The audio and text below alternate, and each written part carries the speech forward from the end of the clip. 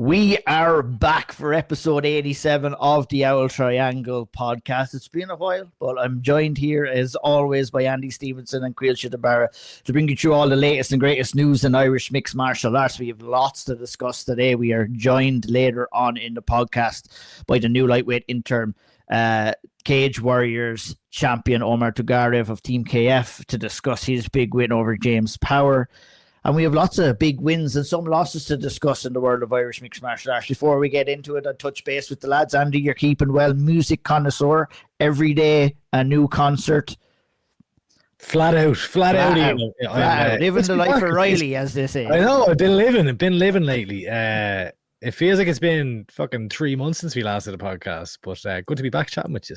It is. Good jersey you have there now. Stand up and be counted, lads. It wasn't our day today for Kilkenny. Andy gets the boot in straight away as normal. Figured we'd add a bit of spice to this to get going. Yeah. Energy levels are tough after that whirlwind in Croke Park this afternoon. But look at, I think the best team won on the day. Shout out Andy Hickey. I know he was up there. I'm sure he's having a feed of points right now on this Sunday evening. But yeah, fair play. We got further than Limerick anyway. We got further in Limerick. Didn't embarrass ourselves like Dublin either. And yeah, all well. Speaking of embarrassment, Waterford. Caoilte Barra. Fuck's sake.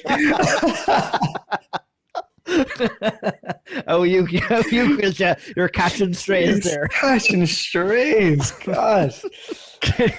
I've not been touring around the country, or touring around Dublin. Sorry, I know Andy doesn't leave Dublin very much to see concerts. But no, look, not really up to much. Waterford though, you're saying disappointments. Excuse me now. Think about the minor hurling or class. I'm sorry now. The future is bright for Waterford hurling. So I don't think you can say much now, Ian. I'm clinging onto straws here, but I'll do it all I can.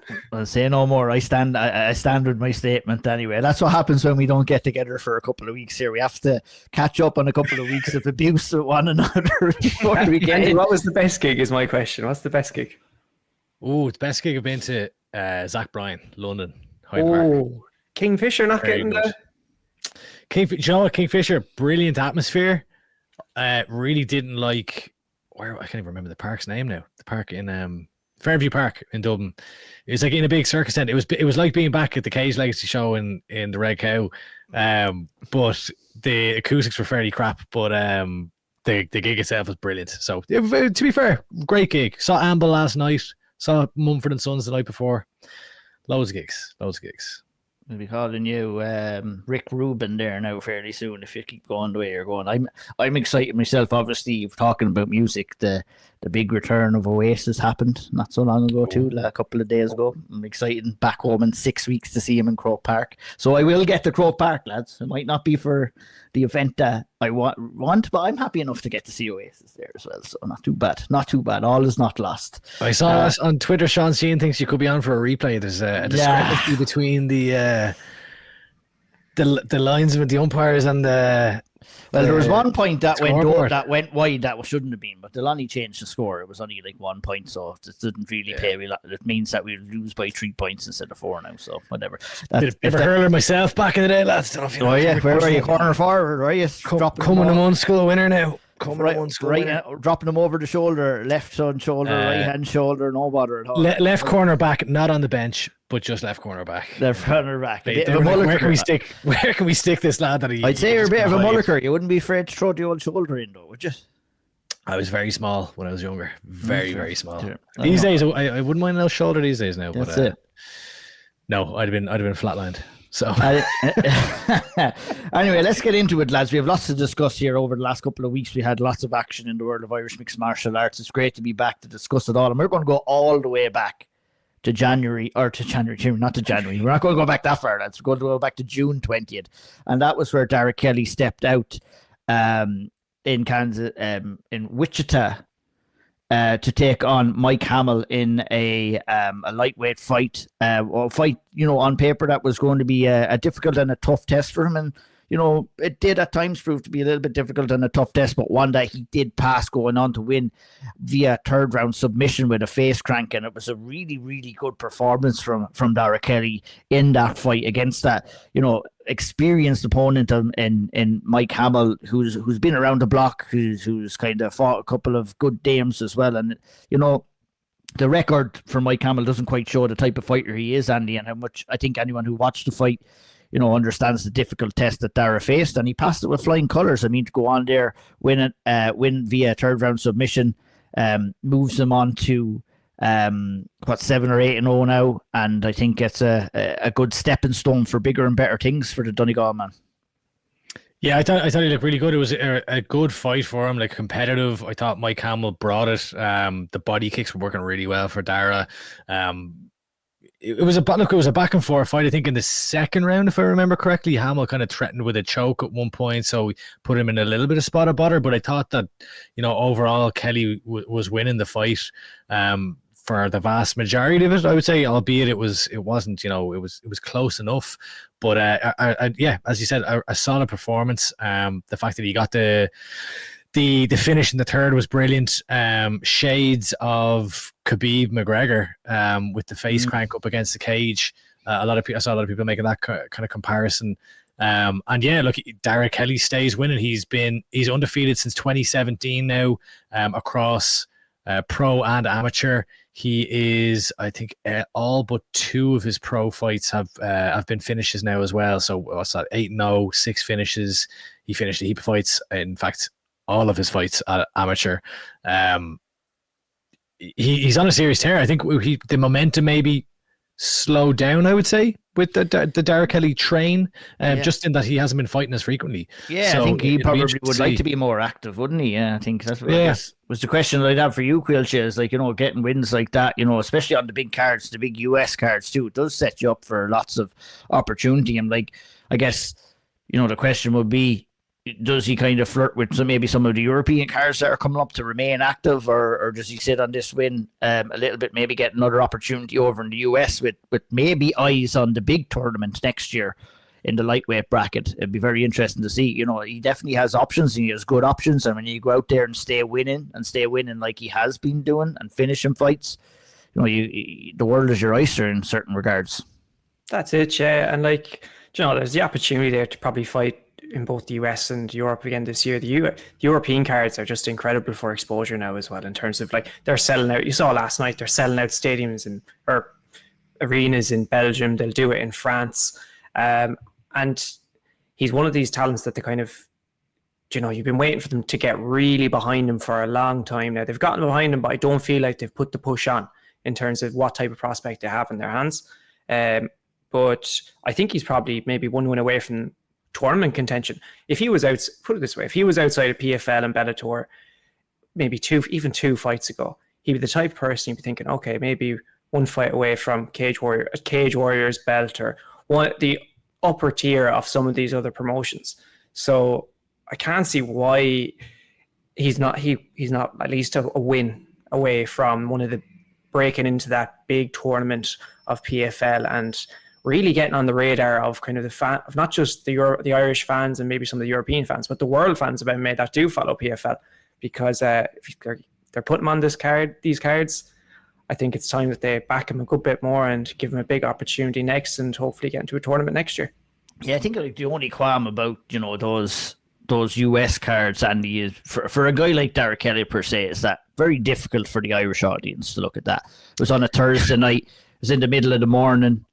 That's why I'm kind of saying, would it be a good idea to try and get him on a European card, get the fans there going and looking at him in prime time as well? Because, like, as you said, you broke down his record, his finishing rate and everything like that. And it seems like a lot of Dara's work is kind of somewhat flying under the radar in how impressive that he's actually doing. And this undefeated streak that he's been on has been, there's not really being matched too much in the world of Irish mixed martial arts right now. Yeah, like maybe that's what it is. Maybe it was that when we were seeing him fighting in Dublin in 3 Arena the entire time, or for a lot of his fights. So there was maybe more of a spotlight on him. But I was kind of laughing there. Now we won't open this can of worms again and get you going. And poor old Don Davis will catch a few more strays. But I was laughing when you saying, it's difficult when being on the US shows, maybe it's not, different for the Irish fans, but then, if you put him on a European show, it's difficult for the American fans to watch. Not anymore with the app, that now. They fixed that now, exactly. So I'll to be fair to them, a great move, which is brilliant. For sure. So I think getting him on one of these European shows. Look, I would have loved to have seen him in the European tournament, because then you'd have that consistency, you'd have the progression, and I think that's what we've been talking about with the likes of Dara and with Nathan Kelly and with Kieran Clark, and obviously there's been progression in that regard, and obviously Nathan had opportunities there recently, but I would have loved to have seen Dara in a tournament format, and I think the European tournament would have made sense for him this year. I would be curious, I don't know the answer, so this is more of an open-ended question, is what his contract situation is like and how many fights he has left, because and I know we talk about this a lot lately, the type of guy who could go to Contender Series. We were talking, I think, about Nikolai Grozdev there last episode. We'll obviously be chatting with Omar Tugarev later on today. But, if Derrick Kelly were to become a free agent, potentially, I'm trying to remember now if he signed a new contract last year, maybe. But we'd have to go and find that out. But if free agency is coming up, well, then, he ticks off a lot of the boxes, doesn't he? PFL should be prioritising making sure that this lad is kept in the company. And then, look, maybe he could have 3 or 4 fights left in his deal for all I know. But interesting. Yeah, very interesting indeed. Some good problems to have if you're Derrick Kelly, and kudos to him. Great win. Remains undefeated, and some big things coming his way, for sure. Moving on from that fight, lads, the very next day we had Dominic Norcas, who was fighting in Inferno Fighting Championship. He was fighting for the vacant lightweight title against Davlet Karateyev. Was unlucky and succumbed to the first defeat of his professional career via second round TKO. Tough start for this one. Caoilte for Dominic obviously got clipped early. And it's never easy when you go out there and get hurt there. He did very well to survive and battle through, showed that has massive amount of heart to come through that early stages and be competitive in round 1. But it's a tough one to come back from, and obviously got caught in an exchange again in round 2 and succumbed to a second round TKO defeat. One that he'll learn and grow from, I'm sure. But these things happen obviously in MMA, and all is not lost for Dominic. He'll pick up the pieces, I'm sure, after his first defeat. What did you think of the fight overall? Yeah, look, it was non-stop action, that one, high-paced fight throughout. I'll be honest, I'm surprised it wasn't stopped in the first. The accumulation of damage that was, and I know he was moving, he was doing his best to get out. I was genuinely shocked it wasn't stopped. I've seen fights stopped for a lot less than that. But he recovered and he was still competitive, as you mentioned. Overall, I think the fight actually turned into a bit of a boxing match for a lot of it, just boxing match in 4-ounce gloves. And it's one of those I reckon he'll learn massive amounts from. It was a tough fight. 2 lads who were very, very good strikers. Both have a serious chin and serious heart, as we saw throughout the entire fight. But I just don't think he was able to get into his rhythm and probably got sucked into that kind of like I said, that kind of boxing match type of thing. And he did come out in the second round and mix it up with a few more kicks. But I would have liked to see him maybe mix it up a little bit more. I thought Karateyev was finding a home for that left hook quite a lot. He was leading with it and leading with it to the body, leading with it to the head. And he was kind of getting the beat. He was going to get landing the first punch quite a lot of the time. And although Don Norcas did have some success, it just wasn't. He didn't get to have that, I guess, that domination that he's used to, applying that pressure and just running through lads. And it's one of those he'll learn from. He's very, very young. Fights a ridiculous amount. Maybe some time off to recover because he took a lot of damage in that and then come back. But he's grown into that frame though. He's going to be a monster again now in a couple of months' time. Big time. Look at Andy. It's difficult for a young fighter, and you learn. Like I said, you learn from this. What will you learn from this? Obviously, you don't want to get clipped early, and when you do kind of get clipped and you're down early, you're somewhat chasing a fight, and it can kind of take you out of your comfort zone. Perhaps it can maybe reroute your game plan that you had going into the fight too. And look, at those are all things that Dominic will learn from in this fight, adjust to, and try not to make the same mistakes going into his next couple of fights as well. But look, Fighters get clipped, fighters get hurt. I think there's some positives that you can take from that, but it's been a fantastic run that Dominic has brought us on, and it's definitely not over here in this fight. He's definitely going to bounce back, and I'm excited still to see his next fight. Even though he did lose this one, as Caoilte said, you don't look at a Dominic Norcas fight and not be excited after watching. Oh, absolutely. I when I was watching this, I was thinking it was like watching two lads who were kind of like mirror images of each other squaring off in the cage. Like this Caoilte guy he was a serious operator. I thought and I would agree with kind of pretty much everything that you said, Caoilte, where it just seemed like he was first to the punch, like where he had serious power. I loved the combinations that he was throwing. He was going to the body and then finishing up top. Like this was clearly an experienced fighter who knew what they were doing. And I think that, as you said, had it been another ref in there in the first round, this ref gave Dom a lot of time to work with as far as trying to recover, which he did, to be fair. And I think that if you're looking at some positives to take, the fact that he was hurt early, he was taking a lot of shots, but was able to, kind of shell up and continue to move and eventually get himself out of the position and get back to fighting. And he did have some success. He landed a beautiful right hand, I thought, in the second round.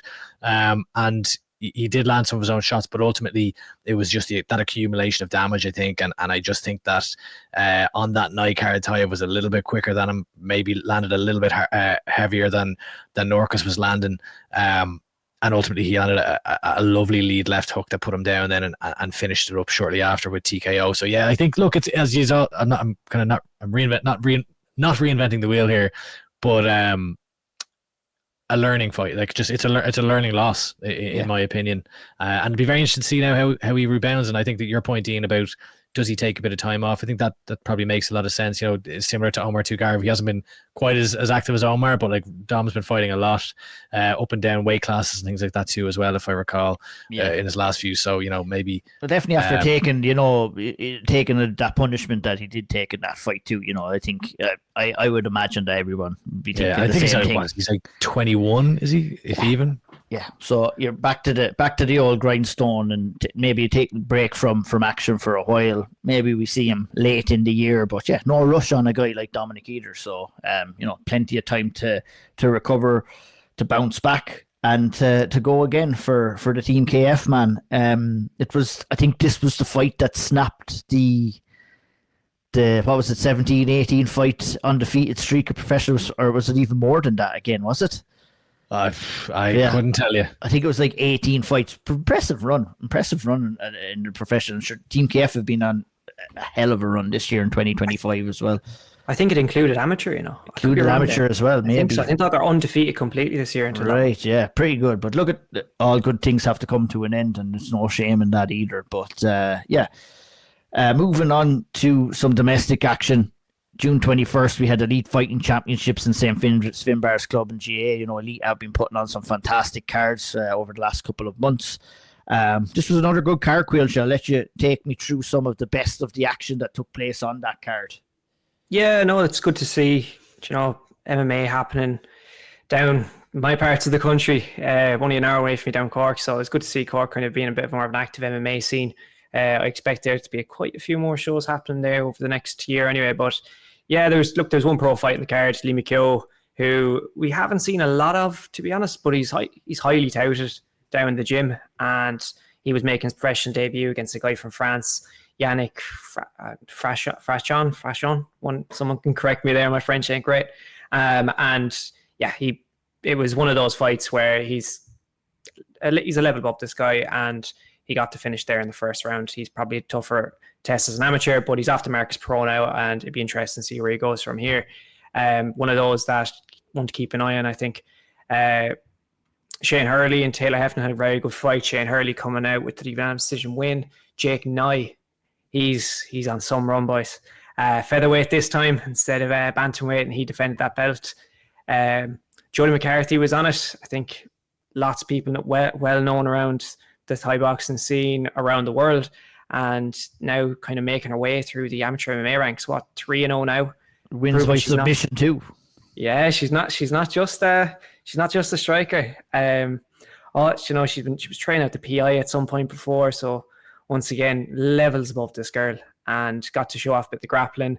I'd be very excited to see how she fares now against a bit more tougher tests, but another very bright prospect there from MMA Cork. But one I really, really have to shout out is Abdurrahman Buhadja.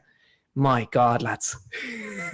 The finish, unbelievable. This so quick. I thought it was a left hook, but I think it was a right hand down the middle.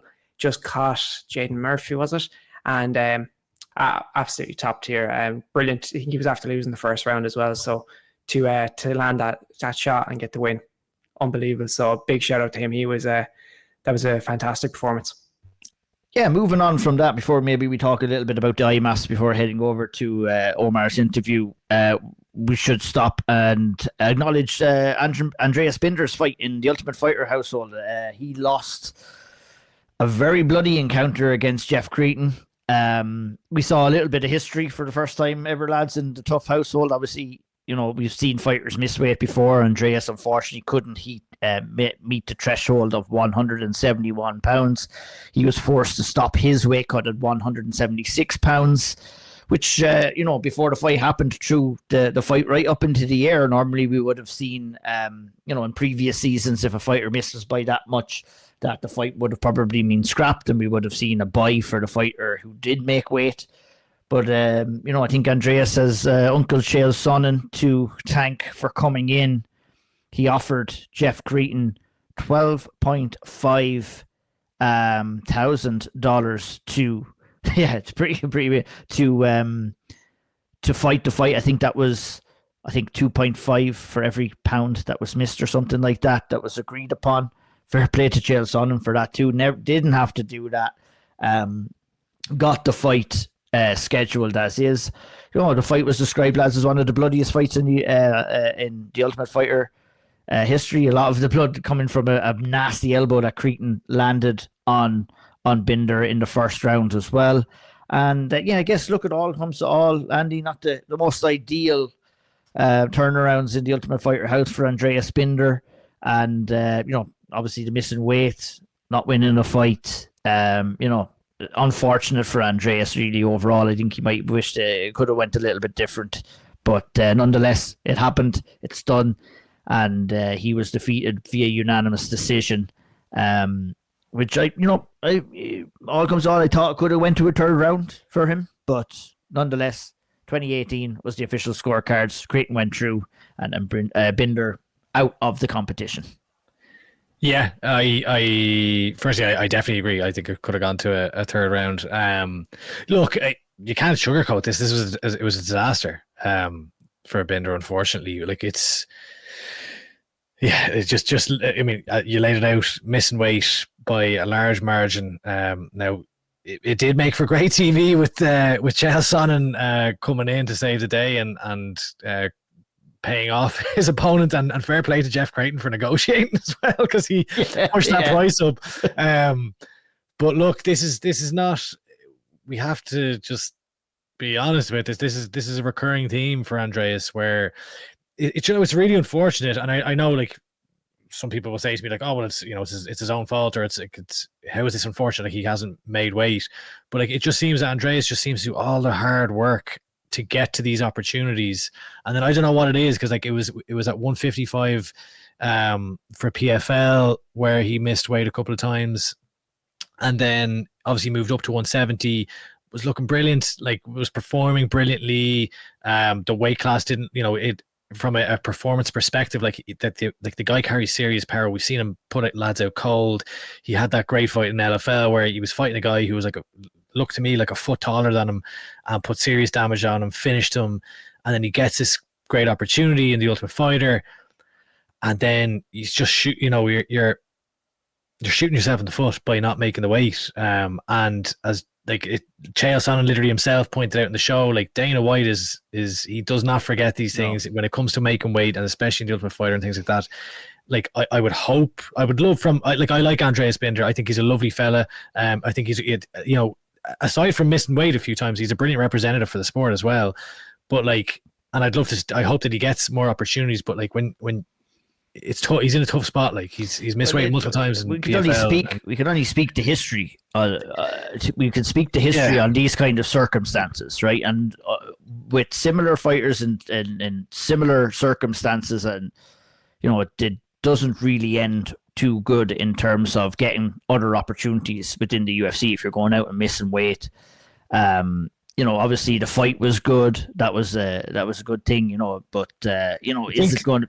Yeah. No, go ahead. Is it going to be enough for Dana White to say, hey, we need to give this guy another chance? I think, Andreas is in a situation once more in his career where he's probably got to go out there and prove that he can, actively make weight. It was always going to be difficult for him in the Ultimate Fighter house because you're turning around your weight three times, I think, in about 6 or 7 weeks or 6 or 8 weeks there, which is difficult for any fighter to be able to kind of achieve as well. But, it's unfortunate. You wish it could have went a different way for Andreas, but, I think you described it quite perfectly. It was a bit of a disaster I don't know what the answer. I mean, the fact that it's happened, there's an issue there. Like there's very much an issue there. What that issue is I don't know. I'm no nutritionist. I'm not an expert in this field. But when it's happening in multiple weight classes, there's an issue there. I do think to your point, he put his best foot forward once the fight started. As far as when you consider Dana White's probably thinking, geez, this guy's after fucking missing weight after we've given him an opportunity. Well, to go out there and just charge forward and throw bombs, and I thought he had great success in that first round. I thought he was winning that first round. I thought he won the first round, albeit he got clipped with a beautiful elbow right at the end of the round by Jeff Creighton that absolutely sliced him open. And obviously that's what then led to this being one of the most bloody fights in tough history, as it's been kind of described. And that, I think he won that round because I think, albeit I do think the effect, the damage of that cut played a significant part as far as the second round, but I don't think it did as far as the first round, apart from the cosmetic nature of the cut. Yeah. So for that reason, I thought that the damage that Andreas did earlier in the round, where I thought that he'd hurt him at one point, he didn't, knock him down or anything, but I thought he rocked Creighton at one point earlier on in the round with a beautiful shot. I thought that was enough for me. Now, obviously, he got dominated in that second round. Creighton was on his back for the vast majority of it, and looking for subs. But yeah, I mean, it's the positive take, I suppose, is that he went out kind of on his shield. Mm-hmm. And I got a hell of a lot of plaudits. I think, the reaction online from the episode was more, hell, that was a great fight, rather than the fact that he missed weight. So I think you hit the nail on the head with that. Well, it was like, this isn't just trying to spin it in a positive light for Andreas, but it was the most interesting fight and storyline thus far in the season. Yeah, if you're looking at it from that perspective, it was, and it gave us an insight too, guys, to how tough it is. Andreas was in bad old shape there before they made the decision there. So I think that has to be said as well. I think the decision was right. Obviously the health and wellness of these fighters, and especially Andreas, is the most important thing. So I think, all comes to all, the decision to stop cutting weight was definitely the right decision, because, we've seen the video itself. Andreas had no more to give there, and it would look scary at the best. He looked like he was killing himself. Yeah. And that's an insight of all that, all fighters have to go through that. But it raises the point, Caoilte, what's next for Andreas again? You're probably back on the European scene again, and obviously welterweight is going to be where he's going to have to be fighting coming forward. And, it's going to be tough, but it's not beyond the realms of possibility that he can work himself back into a situation where maybe he might get another chance. But yeah, curious to hear what your thoughts on the whole thing and what's next for Andreas. Yeah, the harsh reality of it is, I'd be surprised if he has an opportunity to go. Do you know how typically contestants would fight in the finale, and you might have one opportunity there, and then I'd be shocked if that happened. I don't think it really happens much anymore, and I'd be shocked if it did happen. I think if you miss weight twice in PFL and then you go off to the Ultimate Fighter house, I'd find it very surprising if they were happy to take you back. So I think your options are limited. You're looking at the likes of, if you want to be in a very good promotion, you're looking at the likes of an Octagon, KSW, somewhere along those lines. But I'm not too sure. could potentially see him back in LFL, considering they have good relationships there. He's had a good success rate there, and he's popular there. So it'd be interesting to see what he does. I think probably what he was doing before in that regional scene and bounce around these different promotions and pick up a couple of wins, figure out the weight stuff, and then hope another opportunity comes up again after proving that he can make weight consistently once again, because he has been able to before. So whatever's gone wrong, we don't know. Correct it, show that you can do it consistently, and then potentially the opportunity might arise again. I think that's just the reality of the situation, to be honest with you, but you never know how the sport works sometimes. Yep, that's for sure. That is for sure. I think that brings us up to a good time for us to bring on our interview for this episode of the podcast, and that's with Omar Tugarev, who went in on short notice to defeat James Power for the interim lightweight championship in Cage Warriors. I think it was a fantastic performance, and I think we should head over to Omar straight away to hear about how he prepared, everything about the fight, and maybe what's next for the Team KF man as well. Let's head on over, and Andy will kick us off for that interview.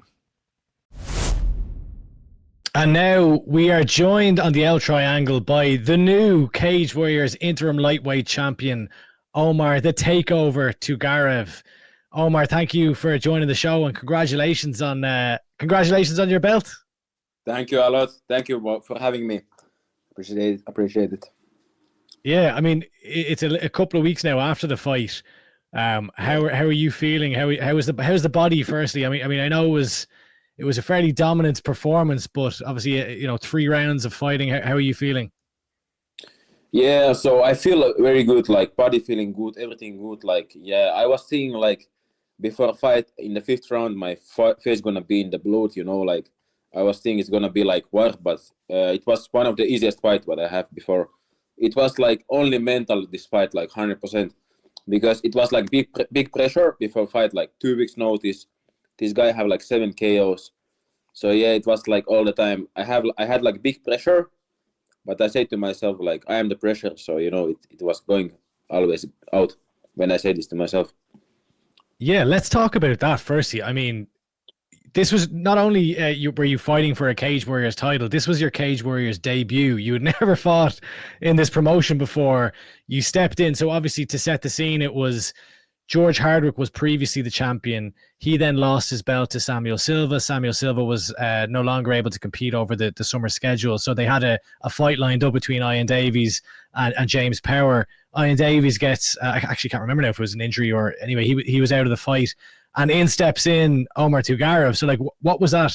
How did that come to fruition for you? Was it did Chris just ask you, or how did the fight come to be? I had like 3 months a training camp for a fight. I need to fight in UAE Warriors. Then my opponent like canceled the fight, and they didn't find nothing to me. So I was like 3 months, like almost 3 months, a little bit less, in Ireland for training camp, helping lads for the fight. Then I was like running out of money, like no money, nothing. So I came back to Finland to do some work, and I wanted to go back to Ireland. So I was in Finland. I told Chris like if there's gonna be any fight, I'm gonna accept it. Whatever gonna come, I'm ready to go like anytime. 70 kilo, like my weight class. Then I just finished my job. I was like working what is this, like moving service, like when people are moving in the house, I was like helping lift those all the like home like stuff. So is that in Ireland or in Finland or in where? Finland? Okay. In Ireland I can't do job because I don't have the card, what you need to in Ireland. Yeah. So I was in Finland. Then I get the fight call. I was like, what title fight? James Power. I was like, wow, it's like 2 weeks, 5 rounds. I never fought before, like 5 rounds. I'm in Finland. I'm not in Ireland. Like all my training is in Ireland. I was like, okay, just let me think till morning. I'm gonna say like, and then I had like 2 weeks like. I like booked one like on the ship security job, and before I came to Ireland I promised myself like I'm not gonna go to work like night shifts, nothing like no more. So I was like I'm in good shape. I think like whatever gonna happen in fight, I can like go past it because I'm in good shape and mentally strong, like everything's strong. So yeah, I was like, let's get it. Like I think it's the chance. Like it's a little bit like movie because it's like 2 weeks notice. I don't know many people who accept the fights like this. Like many people now like build records, those things. But I was thinking like, okay, now it's time like to do this. Like then I know like if Chris give me some fight, he knows like 100% that I'm gonna win. So I was like, I'm gonna trust Chris, and I'm gonna go like just and do whatever game plan we're gonna have. I'm gonna just do the game plan and gonna win the guy. So yeah, that's what happened. Obviously, like your pro career, you only made your pro debut in February 2024, like what, 15 months ago, 16 months ago. So you've been fighting at this rapid pace and fighting a lot, which we don't see. Like we don't see this a lot. But because this was for a title, was there any? I know you said you trust Chris and all that, but are you kind of like, whoa, like do you need to think about it a little bit extra hard, or was it just right? Let's go do this.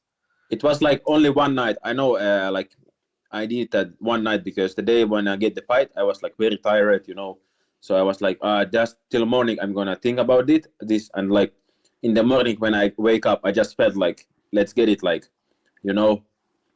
I felt like it's like I'm ready, like already like 7 fights, 7-0. It's gonna be very hard to find me opponents like in different promotions.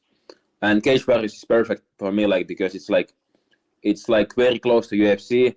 There's like loads legends come from Cage Warriors to UFC. So I was like, yeah, we need to take this chance. It's like, and I'm only 23 years old, so I think like I just need this experience.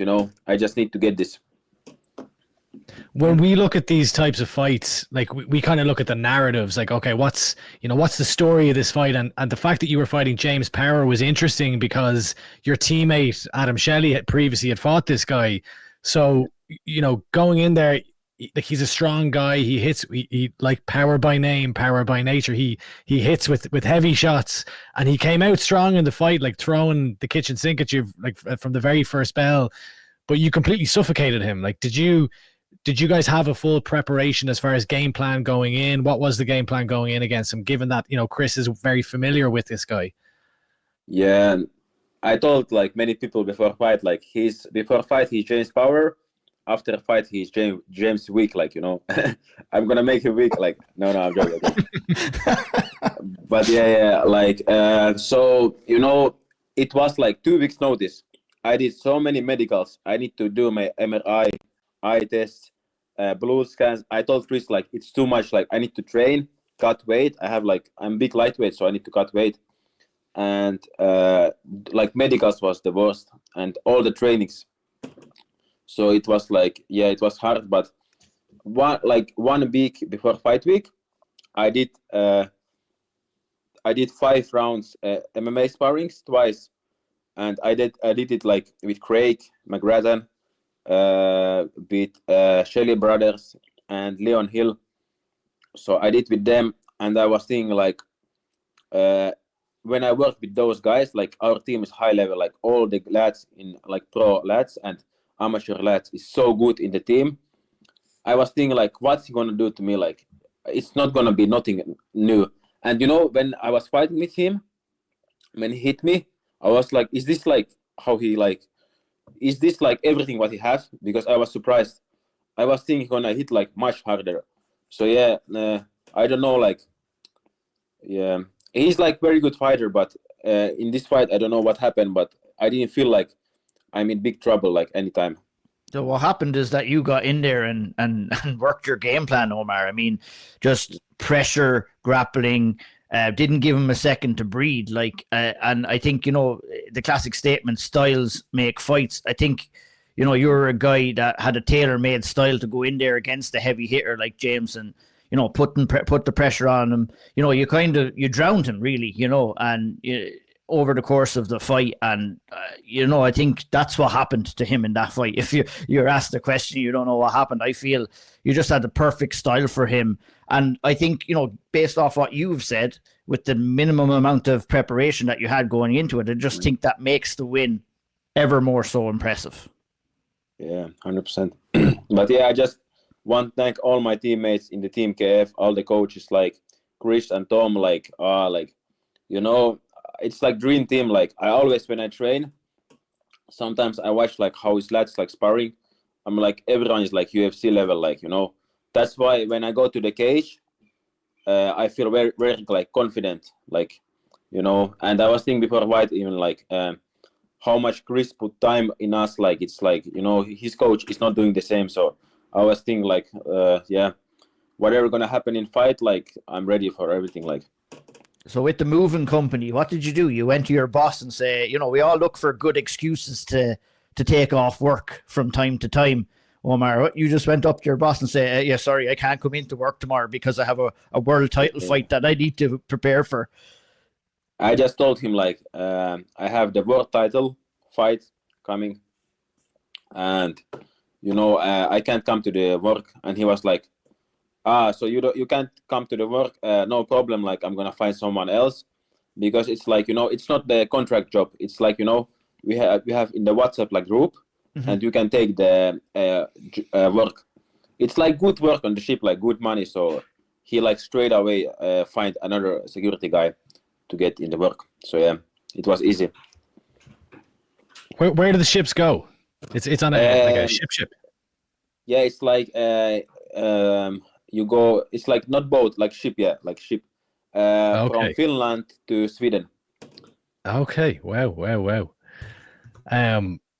Just to go back to the fight, Omar, like watching the finish, obviously you got to finish in the third round from the crucifix position. And as I was watching it, I was kind of thinking to myself, you know, there's some finishes where that these absolutely violent, you know, lights out, knockout, etc.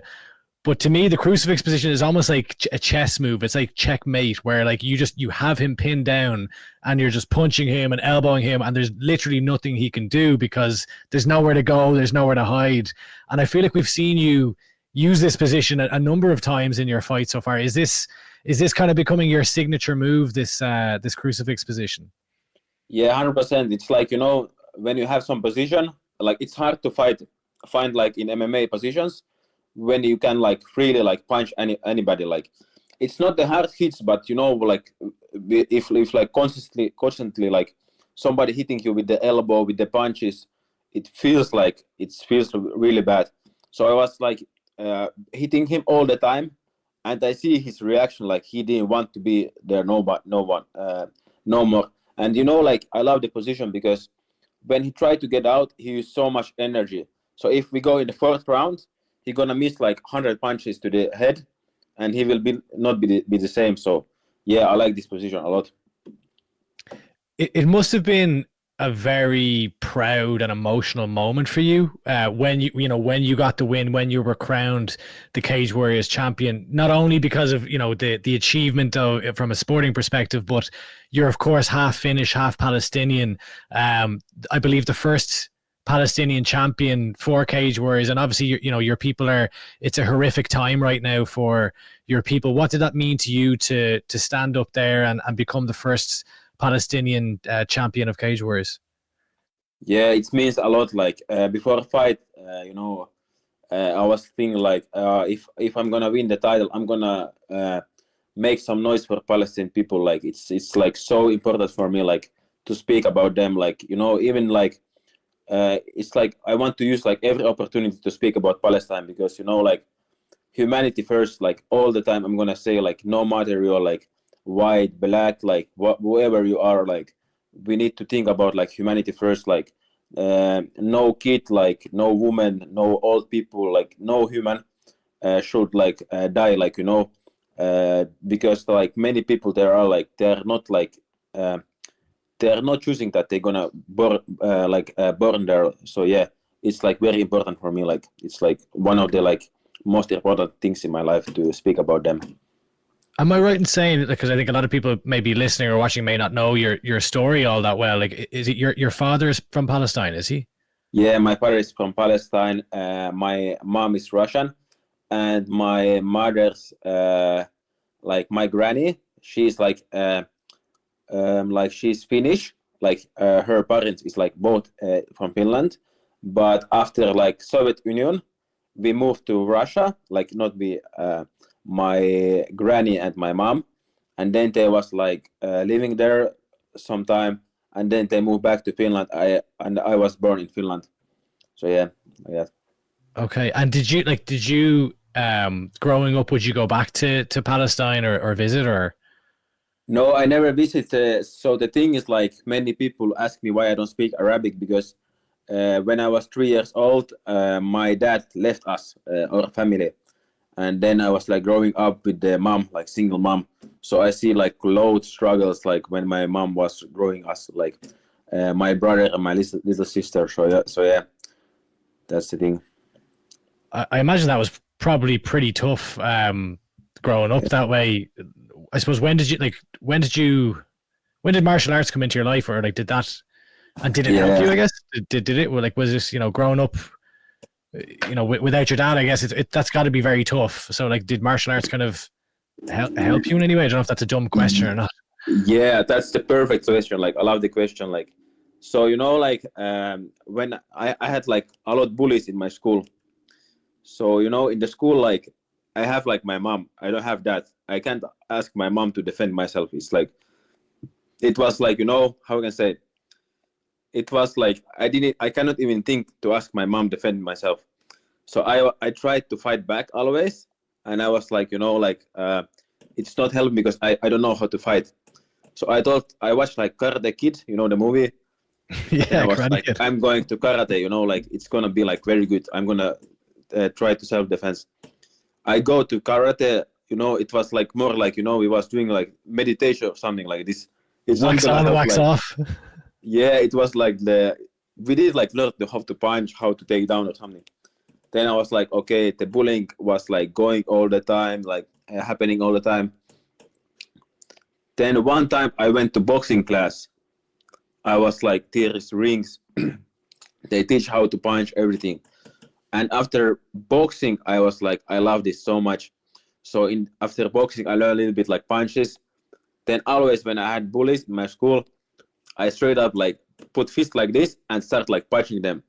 And everyone was like scared. They was like, oh, this guy can punch us back. And then I was like, now I feel good. Like, and then nobody can bully me like no more. And I felt like in love with boxing. And then boxing was like, my main thing. When I was in the school, like studying, I didn't think a single time about school. I was thinking like, we have Tuesday sparring, Thursday sparring, Friday sparring. I was like, I just need to be there. Like I was doing tactics in my head, like to, I was like watching Canelo, Gennady Golovkin, all the videos. Like, so yeah, martial arts. Like when I fell in love with them, with this like boxing sport, I was like all the time like thinking about that. So yeah, martial arts like helped me from bullying like a lot. Like, so yeah, I like this so much. That's amazing. Omar, at what point did you move into MMA, if that's the case? If you started with boxing, when did you move to MMA? Yeah, so I was training like 5 years boxing. I was like in, out, like training. Then my coach was like, you're a very good like boxer, so we're gonna put you on competition. And I went like to competition like 2 or 3 times. And when I come there, I get like weigh-ins, everything, and they didn't fight me opponent. Like, they're like, your opponent is sick. He didn't come. These things. Then I was like, like maybe it's not like 3 times. Like, maybe I can't just box. Like, it's not gonna happen. I get a little bit frustrated. Then I was living like in the small town. It's named Lappeenranta. It's like very small place, and there was opened MMA gym. I was like, what is this place? I went there, and there was like coaches. I started to train a little bit, like do a couple sparrings, and they was like, oh, this guy is good. And you know what they did? They put me on 3 weeks notice to MMA fight. And they told like organization, like, give this guy anybody, like he's so good. Like, so they give me guy who is like 5 or 6 fights. And it was like war, 3 rounds, like crazy pace. Guy was taking me down all the time. I was getting up and punching him with the boxing all the time. So yeah, I went my first MMA fight 3 weeks notice. I didn't know nothing about grappling. And with the wrestling then, because you obviously, if you start with boxing, typically a lot of people nearly stay with what discipline they first started with, and that becomes their base. But as you've gone on in your career, you've evolved into this high-level wrestler. Like you've across over 20 amateur fights. Your wrestling ability has gone up tenfold from when you were training in Finland to now moving to Ireland. It's like, at what point did you realize you were this elite grappler, I guess?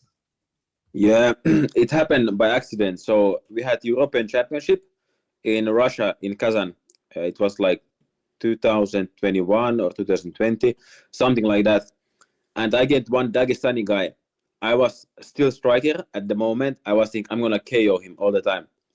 Then he was three rounds at my back, no damage, nothing. He was just controlling me, and I was thinking, I spent all this money. MMA competition, you need to pay by yourself. I was like, I spent all this money for that. Some guy gonna be on my back like three rounds. Then I was like, I was like, I'm gonna forget about MMA like for a couple months, and I went like best freestyle wrestling gym in the Finland. I went like I was training like with national team freestyle wrestlers. It was very hard at the beginning, but when I started to find like how they work, like how the sprawls work, how the shoots work, how the control works, like I started to start wrestling, and then I was like, okay, I like this a lot. And then it happened naturally. Like I went in the fight, I tried to take down guys, and then I see like many people in the MMA can't even wrestle. Like it's like so easy. Then I was like, why I need to strike with guys? It's like it can look like 50-50 some fights.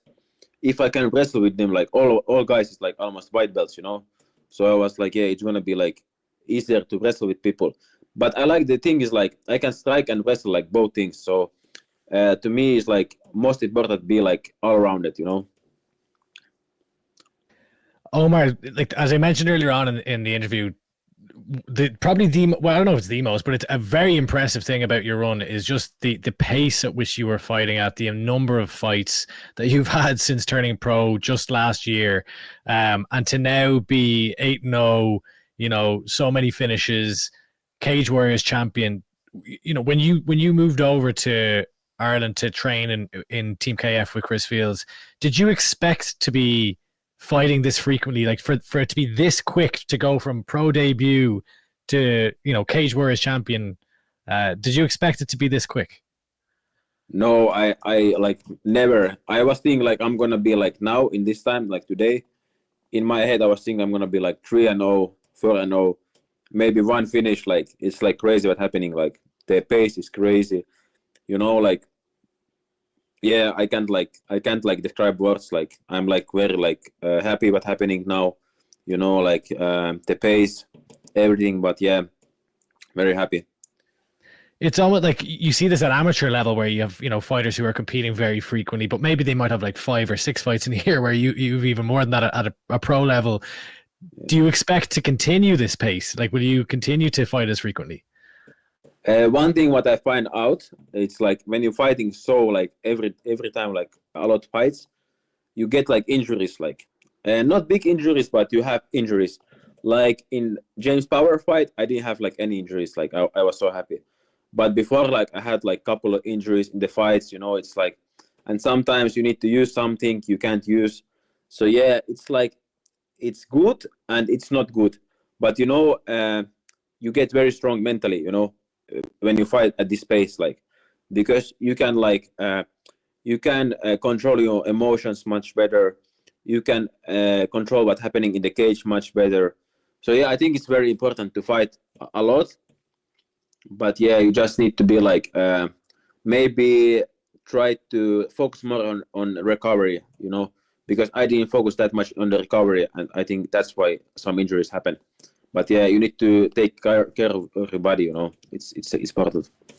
Yeah, I mean, I think your coach Chris Fields got more injured in your fight than you did somehow. I mean, what happened with I see him in the cage. He's got blood pouring down his neck. I see the spike on the belt there. the spike belt, on the belt. You can kill somebody with this. Yeah, what's this thing made of? I don't know. It's like steel or something. It's crazy. That is crazy. So, Omar, what happens next? So you're the Cage Warriors interim. You're the Cage Warriors champion, but it is an interim lightweight championship. It seemed that it was a scheduling or thing with Samuel Silva, who had beaten George Hardwick for the title. What are you hearing from Cage Warriors? Will you be facing off against Samuel Silva to unify the titles? Or I also see, Ian Davies, who was supposed to be facing James Power. It seems that he wants this fight with you too. What are you expecting? Yeah, I think I have no belt, so I think everyone wants to fight with me. But, whatever they give me next, I'm ready to, beat the guy. So, yeah, Samuel Silva, I think, when he go to Contender Series. Yeah, he's gone to Contender Series now. Yeah, it's a little bit hard, to do something because, when he leaving, now he, what I'm going to do with interim title, I'm going to now defend it because it's nothing else to do, but they need to make me current champion now. But yeah, whatever they're going to give me next, I'm ready to beat all the guys, who is there, Pagani, Ian Davies, Omar Brown, all the guys, I'm ready to beat them all. So yeah, whoever is next, I'm ready to beat them. Yeah, I mean, you guys mentioned there Samuel Silva got to the Contender Series. That was my bad missing that one. But I mean, look at you, Omar. You are 8-0, 23 years old. You are a finisher. And to me, that is every tick box that Dana White and Sean Shelby and Mick Maynard look for when they're matching these Contender Series fights and when they're looking for new talent in the UFC. So, is that a possibility, or how does that even work contractually? Do you have to defend the title next, or could you go to Contender Series? I think I can go, but I don't know why they put Samuel Silva in the Contender Series. I don't know. Okay, he win the title 1 week notice, but I don't know. I think they're searching for me. They need to give me this Contender Series chance. Maybe they give me Samuel Silva in the Contender Series. I beat him there.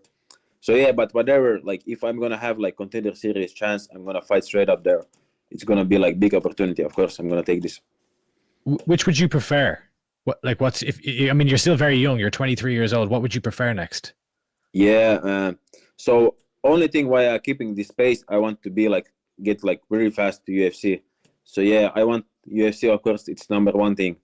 But if they want, I'm going to defend the title, no problem. But UFC is the main thing. I put so much hard work in this, all the sacrifices. So, that's why I'm ready to go that young in UFC and do my things. Does your not mentality, but you're fighting very frequently and you're fighting in UAE Warriors and in other promotions and you're racking up the wins and you're getting the finishes, etc. And you're building your resume, your CV for, to be put forward for the UFC. But now you have a title. Does it change anything in your head as far as, okay, this is a reality now?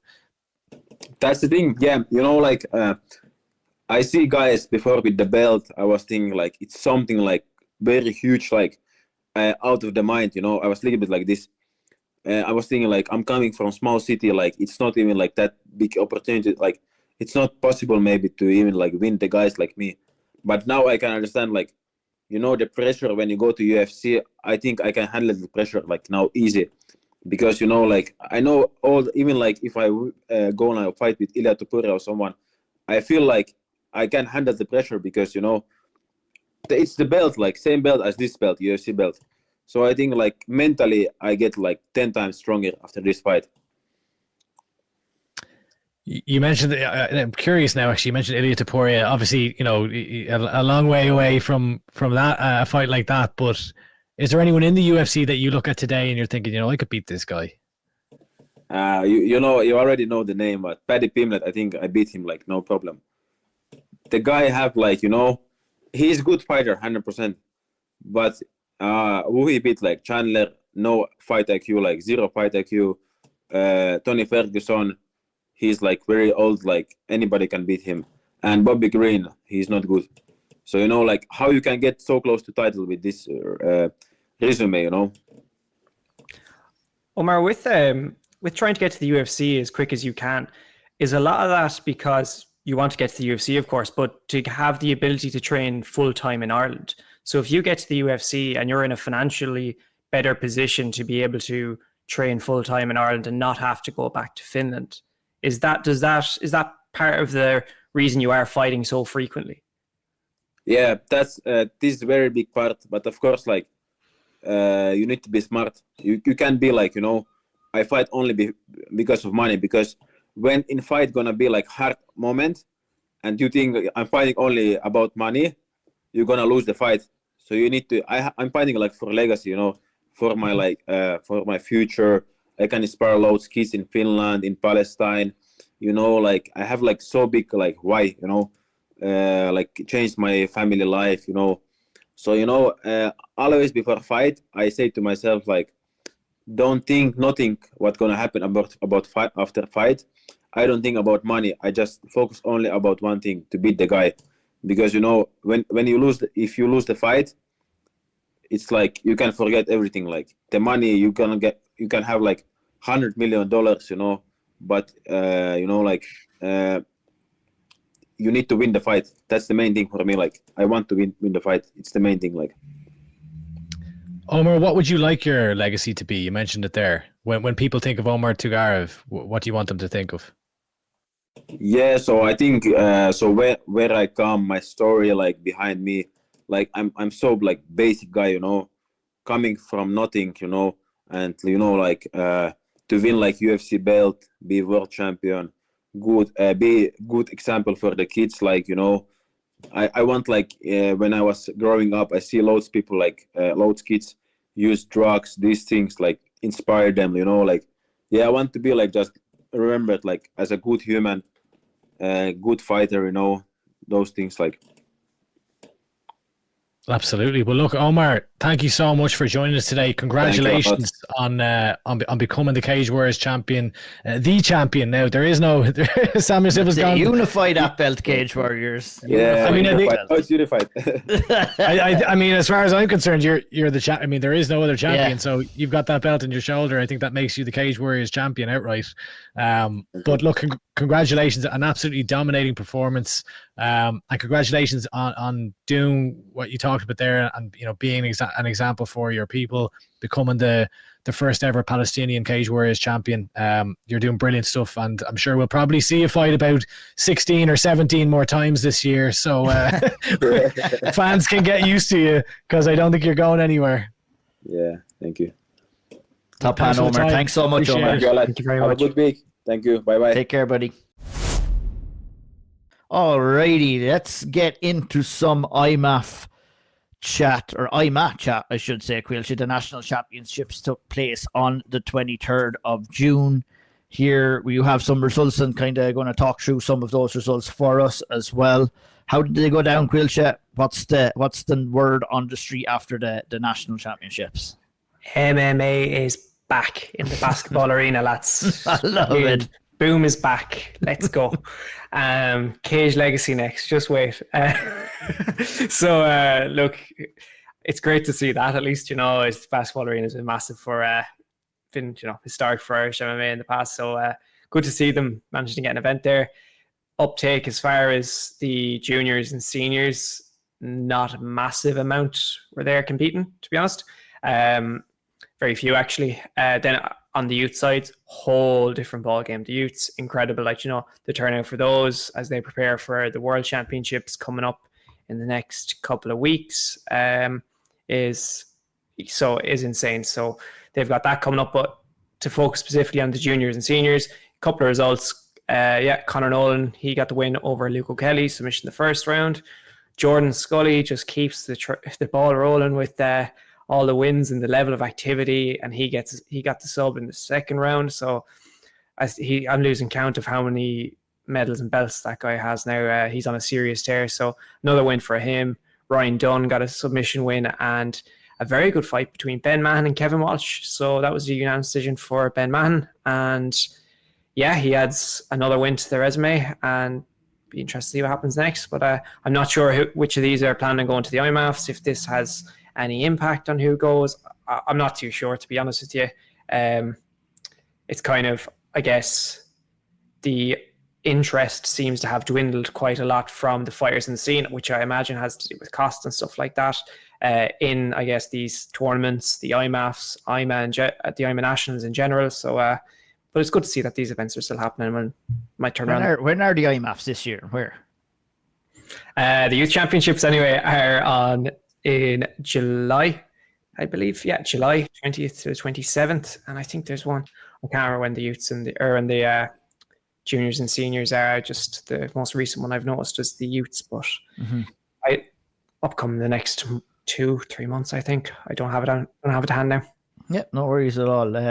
Well done to everybody who picked up wins there at the national championships. Moving on to a performance, I think that definitely stands out as one of the best performances that we've seen. Obviously, we had Derrick Kelly. We have Adam Darby, who we're going to talk about now, who fought on Cage Warriors 190 on the Unplugged card in Manchester and defeated Tato Primera via second round KO.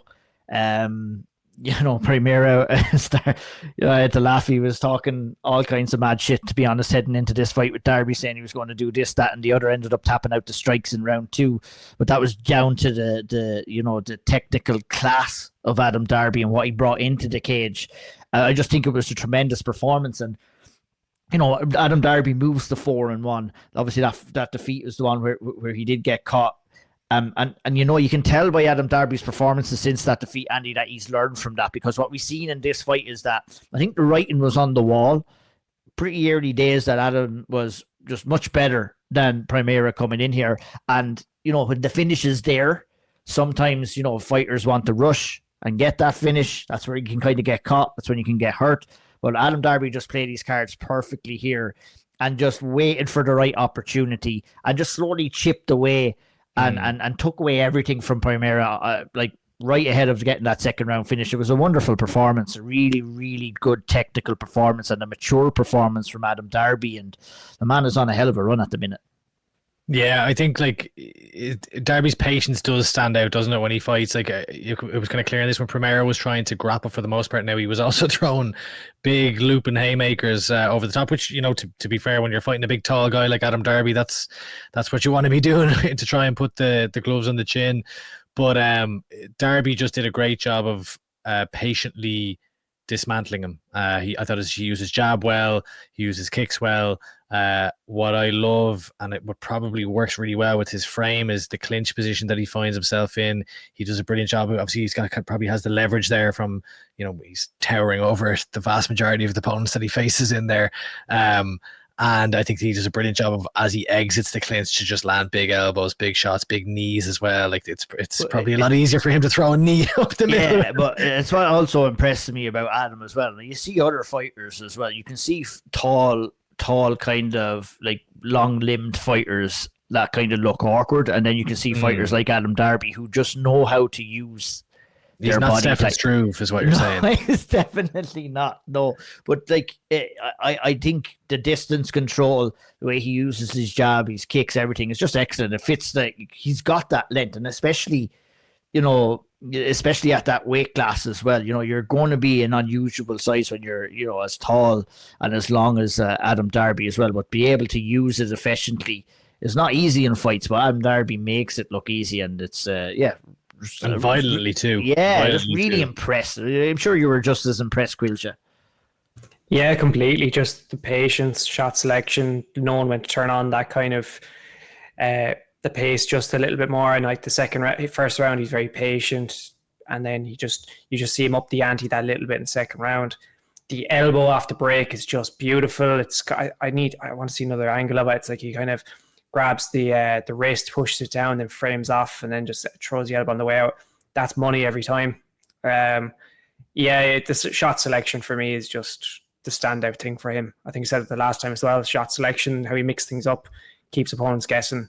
It's really good, very high level, and it's so good to watch. But top-notch performance. Very impressed. Reds are called to finish as well. You could hear him. He's going high kick, and literally 10 seconds later he clipped him, went down, and didn't want anything from there. As you mentioned, he didn't tap into strikes. He had enough. Yeah, definitely did. Kudos to Adam Darby for picking up that win as well. Obviously, the very next night we did have Omar Tugarev who picked up the win over James Barra. Obviously, we spoke with Omar about that. We want really impressive performance there as we described in the interview. We also had Sarah Elliott Sheridan who fought to a draw with Molly Lindsay. And broke her jaw in the very first round and battled through that to pick up the draw there. So all credit to her. That was an amateur bantamweight fight over at Cage Rage 3 in Birmingham. So, I guess there was no doubts over Sarah Elliott Sheridan's heart. I think she's always was a tough cookie, always battled through her fights. But, I can speak firsthand. Ain't nice. It brings up a bit of fucking trauma for you, Ian. I saw her stories. It looks fucking horrible. Yeah. I hope wishing Sarah a speedy recovery because it looks awful. It's a deeply unpleasant experience. Yeah, not great. No, definitely not. But yeah, credit to her. That's not an easy thing to fight through. And you're taking shots. Then it happens in round 1. You're taking shots in round 2 and round 3 as well, probably doing more damage. But I'm sure Sarah would tell you, and I can tell you too, that adrenaline is a hell of a drug. It'll get you through a hell of a lot of stuff as well. So credit to Sarah Elliott Sheridan. It's been a tough run for her. She's struggled to get fights and obviously been unlucky here with the jaw break, but wish her a speedy recovery and hope to see her back pretty soon. Obviously she'll need a couple of months to recover fully from that and probably won't see her till next year sometime. I want to move on to Octagon 73, guys. We had another really impressive Irish performance there, and that was the debut of Richie Smullen, who came in to take on Fujioto Baburic, and he won via second round ground and pound. If there was a way that you could describe this, he won via second round mauling. You know what I mean? He absolutely mauled Baburic Caoilte in this fight. It was, a typical nasty, grinding, vicious, brutal assault that Richie Smullen laid on here, and the emotion he showed after the fight as well. It was frightening, really, in certain ways. It's like, holy moly, Richie is he's fired up and ready to go on this Octagon run. And, with a performance like that, I wouldn't be too surprised to see him going on a good run there with that organization. Yeah, I agree. The passion at the end was unbelievable. I love to see it. But he didn't have it all his way. Early on, very early on now into that fight, he took some big shots, I thought. But he just kept marching forward, the chin and the heart, just to keep, he wasn't having it. And then as soon as I went to the ground, they were saying on commentary as well, if you look at this guy's record, I've not seen much of him before, but they're touting him as this kind of grappler. And he's, he usually favors the ground, this barbaric guy. But as soon as the fight went to the ground, Richie Smullen, he bullied him on the ground. Absolutely bullied him, no matter. And it's like he was playing with him at times. He did this beautiful sweep into mount at one point, and it was incredible to watch. It was really, some people don't enjoy watching the grappling, but we see him pulling off some of these moves and just destroying a guy on the ground and then finishing him. It's great to watch. Second round as well, when he got a guillotine and then just used it to flip him over and get into mount top position, whichever, can't remember exactly which one it was, and then just continue to just beat the living shit out of him, to be honest with you, until he managed to get the finish, and then the outpour of emotion afterwards. Yeah, I'm really excited to see what he can do, because this is the guy who fought for the title, I believe, against Ivan Butchinger back in a couple of fights ago. Yeah, I think, or wasn't this guy supposed to fight Butchinger again, but then Richie beat him and called him out. I think it was an excellent call out. That gets you up into the top 5 in the division as well. So, it's a throwback fight, that, wouldn't it? Yeah, Irish sure, versus Butchinger. Yeah, full circle moment there for Irish mixed martial arts. But I think obviously we spoke with Dennis on the podcast the last time with Richie coming in here and Will Flory, and the Irish in Octagon now, it's forming a very good partnership here now, and maybe a couple of other signings, maybe you might see an event possibly coming back to Ireland with that. They're doing fantastic things. I think Octagon are leading the charge in European mixed martial arts right now as it currently stands, with the level of shows that they're putting on, the crowds that they're generating here as well. Obviously, it didn't work in the UK and Ireland for them when they tried to integrate into that market, Andy. But with the Irish talent that's there now, with the Irish talent that's available that possibly could come in, the chances of them maybe coming over to Ireland and doing a show as well. I'm not saying that they would sell out the 3 Arena or anything like that, but if they play their cards right, put together a good card, and get some maybe interest coming over from Central Europe as well, it's definitely more of a possibility than it's ever has been before, really. Yeah, I'd agree with that. I think like they need the buy-in, like their bread and butter has been the markets in kind of in the areas in like Germany and Czech Republic and Slovakia and all these countries in mainland Europe where they have this stronghold in, and I think that's what like they need that buy-in to travel over in addition to drawing the Irish crowds. And I think look with Fleury obviously double champion, could you do, if he is to go for this third belt, could you do something like that, or is it a case that maybe it's a few more fights down the line to wait for the fight that has the storyline, and at that point maybe you'll have a number of other Irish fighters? I think you do need a strong cast. Like I think you need a strong cast of Irish fighters, and there's a growing influx of Irish fighters in the promotion, and if you were to have maybe Smullen getting it, I mean he's already ranked 4th. I thought it was a brilliant performance, as you've already outlined. If you could get him into challenging for a title, you have Fleury maybe defending a belt on the same card, and then I think then it's a case of where can you do it, and I don't know if it's 3 Arena, just given the way that they're I think they're a big part of their success is having that it's the mainland Europe, so yeah. It will be. Look, it'll be difficult. I do think, like, regardless, and I'd love to say, yeah, they'll come and sell out the 3 Arena. I don't think they will, but I think you could definitely do a show or build. You're definitely in a momentum building towards doing a show in Ireland, and I would love to see it. Like I think what I would think about is, like you said, a strong supporting Irish cast. You could have Will top the bill as the double champion. But you could bring over maybe that popular talent from Germany or from the Czech as well, maybe to get some travelling fans over there that, would obviously join the Irish fans too. We're in a state right now where I think the timing of the last kind of attempt to come into the Irish and UK market was in around the same time where we're getting like Cage Warriors cards and we're getting the PFL/Bellator cards, where, the Irish MMA scene is being I was going to say starved, not necessarily starved, but there's not as much shows right now. Obviously, we had the PFL show in May, nothing on the horizon yet, so there might be a gap there for something to happen with Octagon. It'll be interesting to see if they move forward with those plans as well. We're getting a little bit closer to our date right now. We're rattling through all of these. It's been a while since we've been on. We have to stop at Clan Wars 52, which took place in Belfast on June 29th. Caoilte, a good card again, a couple of pro fights, a couple of amateur fights as well. I'm going to let you take us through some of the best of the action from that card. Yeah, so another domestic card that happened recently with a couple of pro fights on it as well. You had Billy Southern makes pro debut at flyweight against a guy from Norway, and Ronan Deegan also making his pro debut. Billy Southern was actually brought to the second round by his guy but he's level, to call a spade, Ronan and Billy both levels above the guys. I mentioned earlier I'm not going to take anything away from pro debuts. Great to see them off the mark and going pro, and it's very exciting. It's just the way how it is recently. But they are levels above these guys that they're fighting in their pro debut, and I expected them both to win, and they did, both with finishes. So it's 2 more Irish professionals on the scene, and it just adds to the level of excitement more so for me than to focus on the fights themselves. I'm just excited to see these guys now entering the fray and what potential matchups, routes they could go down and where they could go, because there's such an abundance of early Irish pros on the scene at the moment.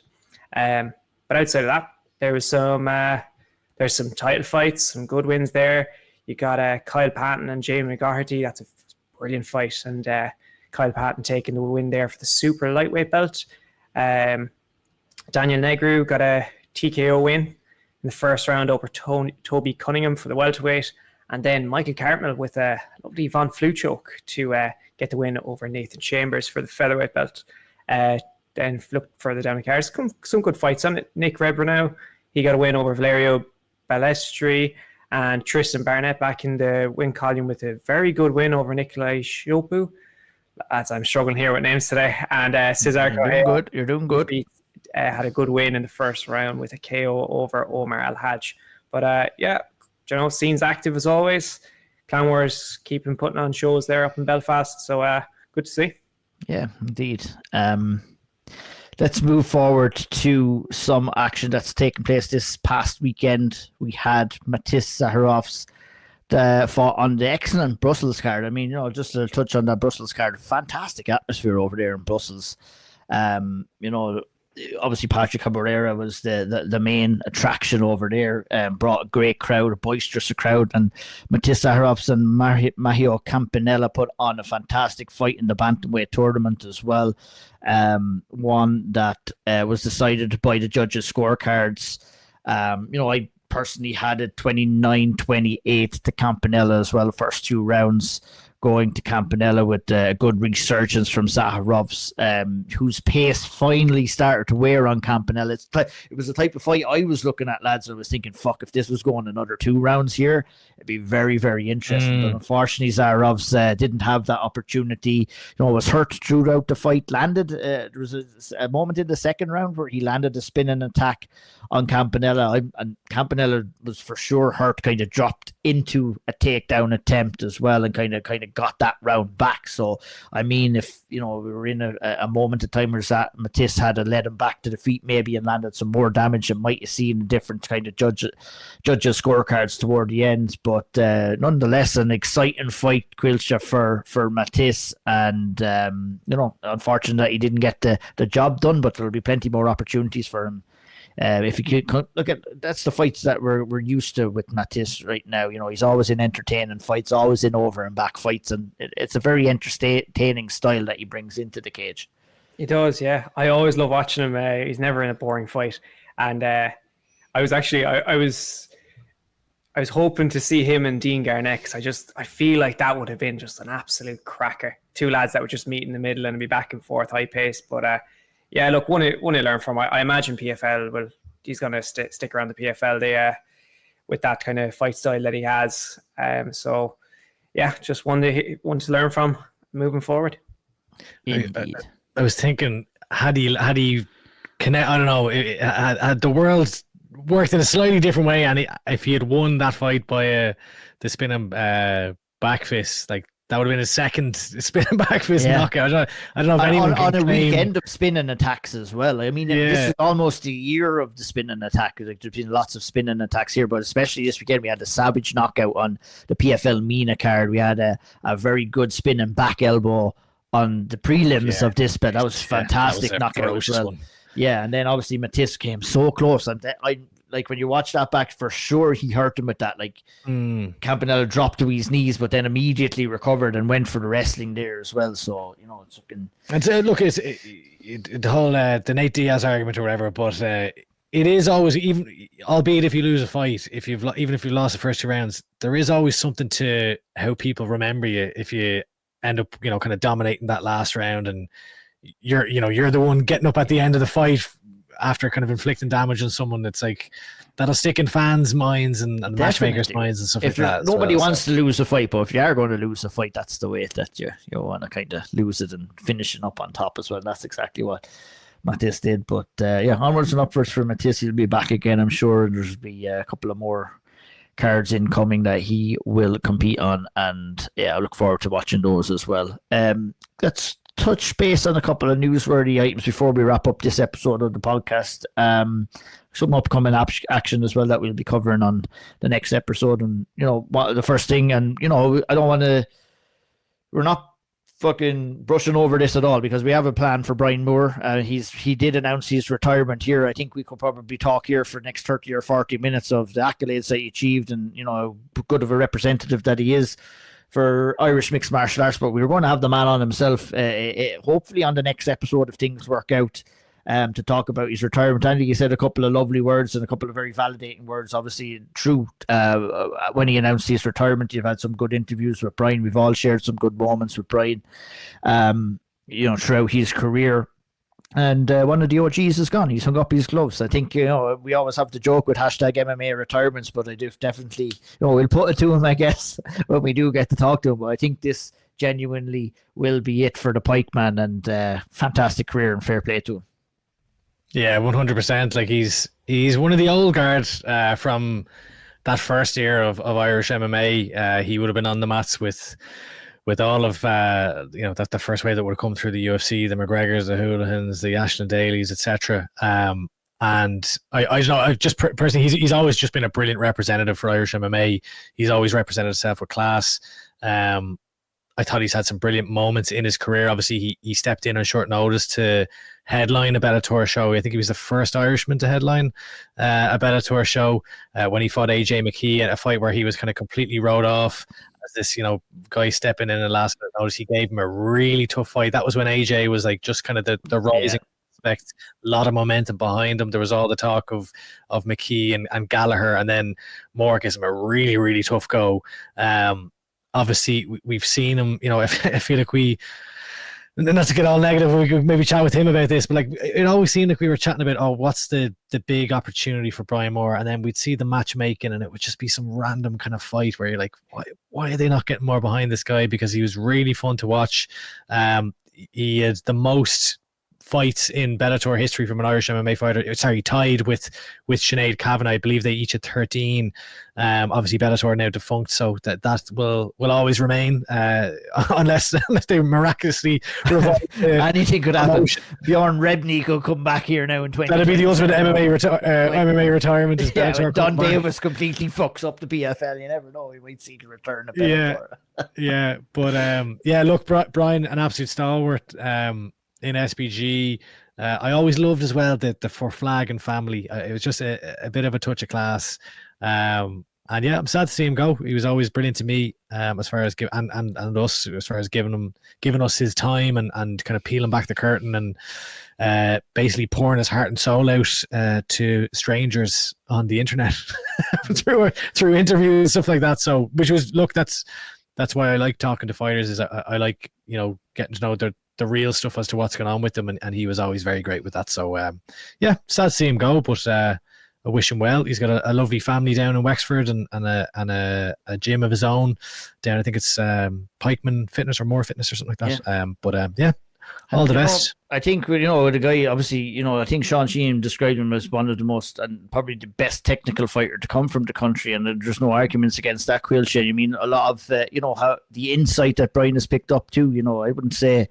I'd be interested to find out as well is that if he is interested in going into the coaching side of things too, because I think he'd be very, very good at that as well. And it's obviously sad to see the era come to an end for Brian, but hopefully he remains in the MMA sphere going forward in his career after MMA retirement. Yeah, it'd be great to see him keep active in the scene and somehow, especially like you mentioned there, just the overall ability. I think some of it is the experience he's had as well.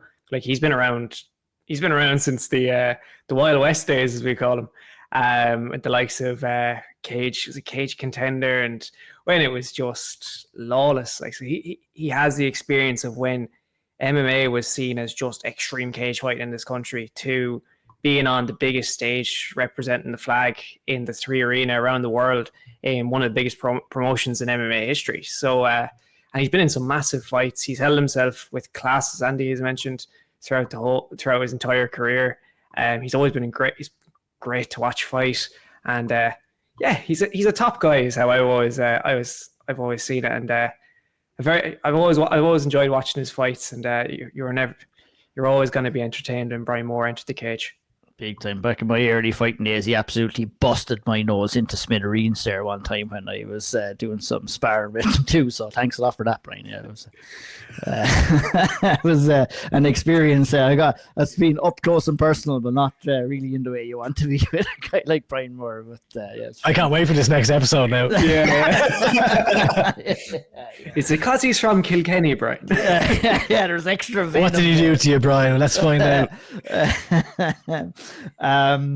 Sean O'Bannon, Mama B goes to Paris. She takes on Sam. Oh, would you look at like that? one, How about that for Ryman? You had that one lined up, definitely. How long are you thinking of that one now? I kind of it's a spur of the moment thing, lads. That's the art of the host here, I guess. But yeah, no, she takes on Sam Hughes in September, on the 6th of September. Obviously, she announced the exciting news that she had signed a new deal with the UFC. So this is the start of the next chapter.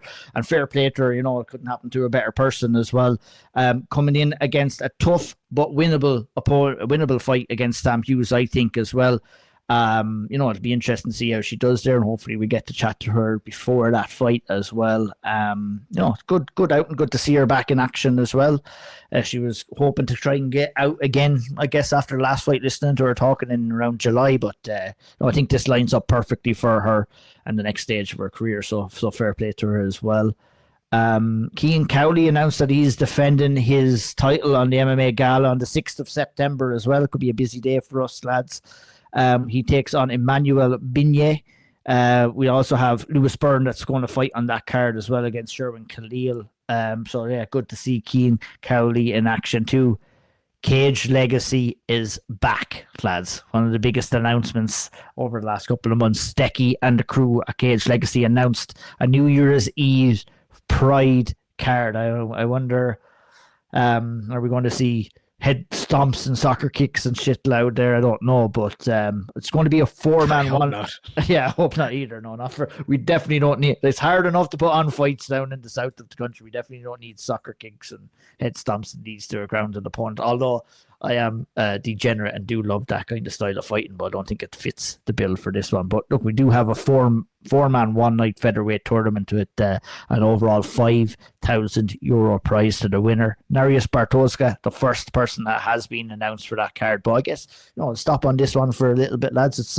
It's good to see Decky and the Cage Legacy team back again. Obviously, you know, of the struggles of putting on shows in the south of the country right now is, you know, there to be seen by everybody. You know, we don't really have too much action down there, so delighted to see Cage Legacy back and you know, putting on some good cards again, Andy.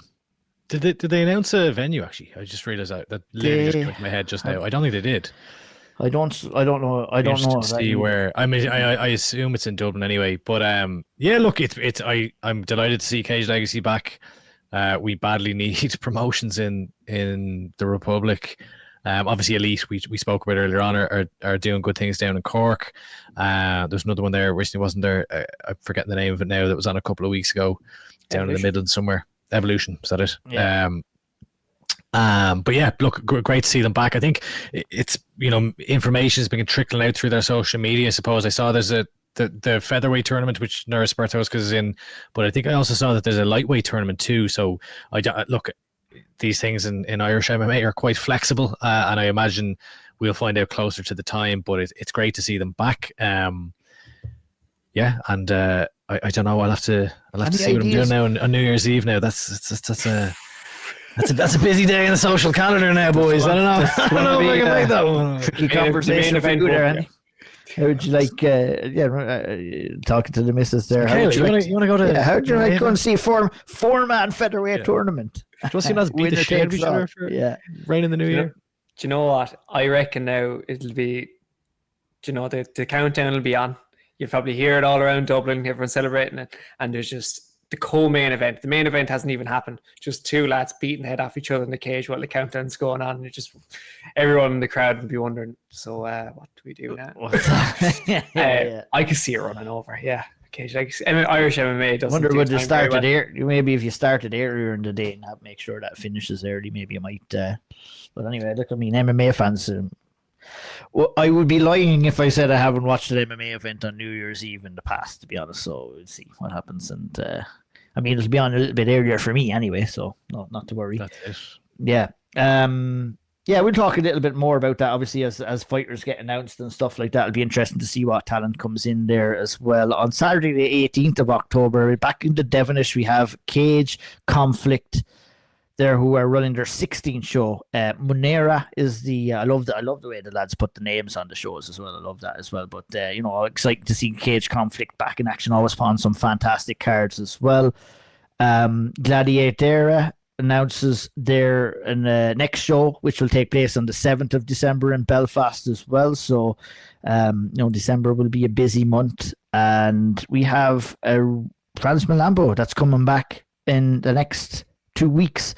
Very excited to see Franz back. Obviously, took a little bit of a hiatus there to release a music album. So that's out right now, and he comes back to take on Simbrace Hinoka, and that's for the bantamweight PFL Africa tournament on the 19th of July. So for once, France is coming in as a short notice opponent as opposed to being the guy who has to take on a short notice opponent. But there's definitely always some kind of short notice opponent when France is involved as well. So good to see the Black Mamba back in action there on the 19th. I'm excited about that, lads. Are you excited about that?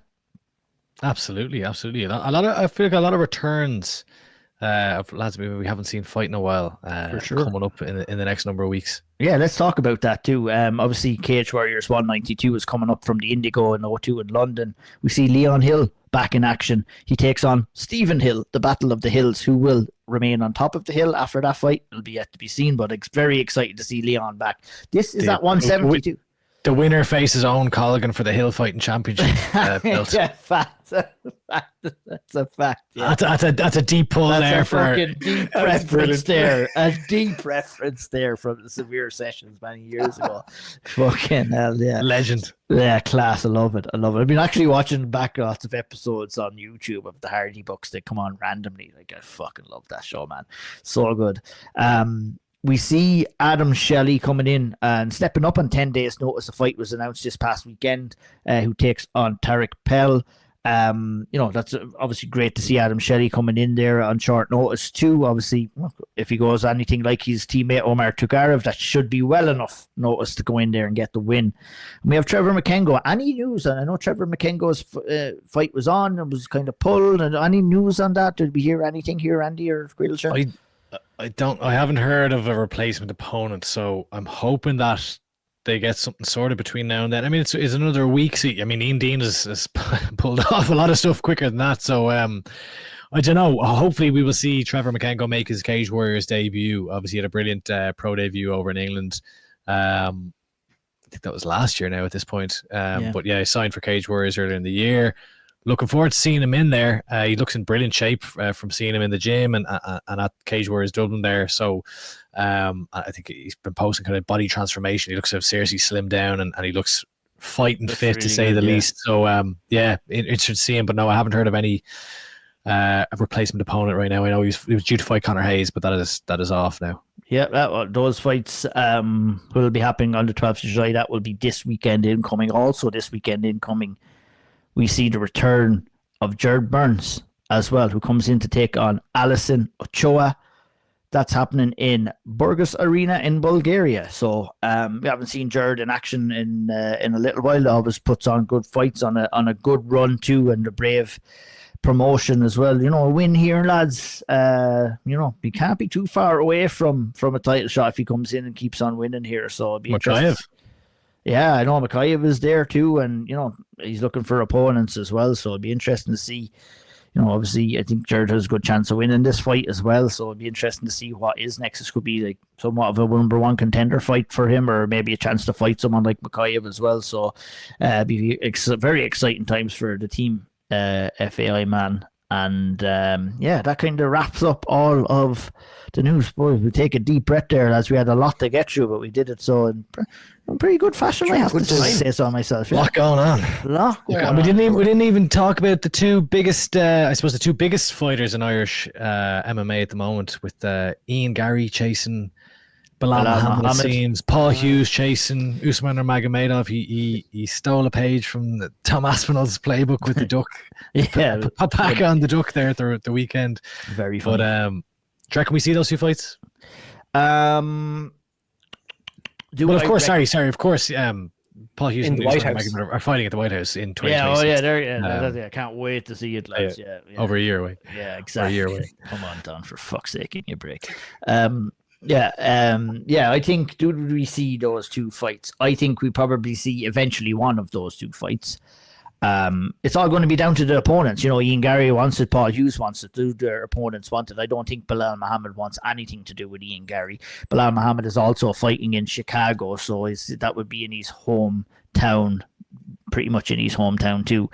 doesn't want to be putting in. I think he probably wants to be fighting a fight that he feels he has as good a chance to win in his hometown, but it doesn't always work out that way. It's all dependent on what the UFC want. But I was at the Montreal event. Obviously, Ian was there, and even after that fight, before that fight took place, I had a brief conversation with Ian backstage, and he wanted Belal Muhammad win or lose. He thought it was a good fight. Obviously, if he had have won, I think the plan would have been for Belal Muhammad to defend the title against Ian Gary at 170. But coming off the back of that loss, does Belal Muhammad, fancy his chances there? I think Ian beats Belal Muhammad. Do you guys think he does?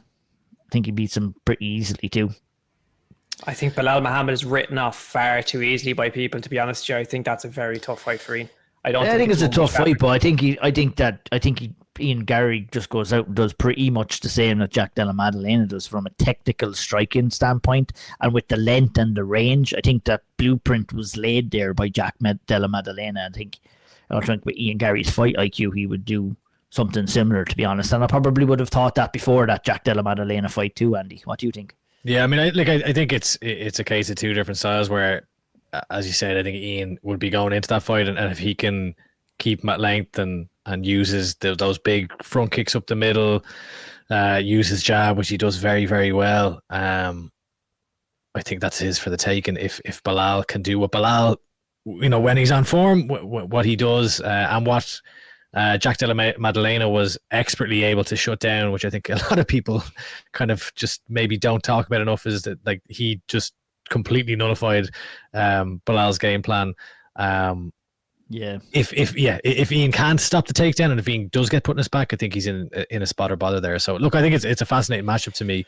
And the way I look at that too is like, I'll hold my cards close to my chest on a pick there for now. Oh, staying on the fence, Stevenson. That's what happy days. I think when you're talking about takedown defense, I think if Ian was able to kind of, match the grappling of Shavkat Rakhmonov, he has a good chance of doing it against Belal Muhammad as well. So it'll be interesting to see if it does happen. It'll be down to the UFC and whether they want to make it happen. I think Ian Gary wants it, and it's yet to be seen. Belal Muhammad isn't speaking out too much, but I was over there. I mentioned his name in Montreal, and you could see like Belal Muhammad was getting like visibly upset anytime Ian Gary's fight name was mentioned over there too. Yeah, so, I mean, if I'm Belal Muhammad, I'm pushing for like a Colby Covington in Chicago. You're pushing for a more winnable fight too. You don't want to lose two in a row. You don't want to lose in your own backyard as well. But I guess that wraps us up for episode 87 of the Owl Triangle podcast. Hit the like, subscribe button. Give us a 5-star review on Spotify if you like what you're hearing. We will be back in 2 weeks' time with the next episode. All is left for us to do is for Caoilte to see us out. Go Mina Agus Longafall.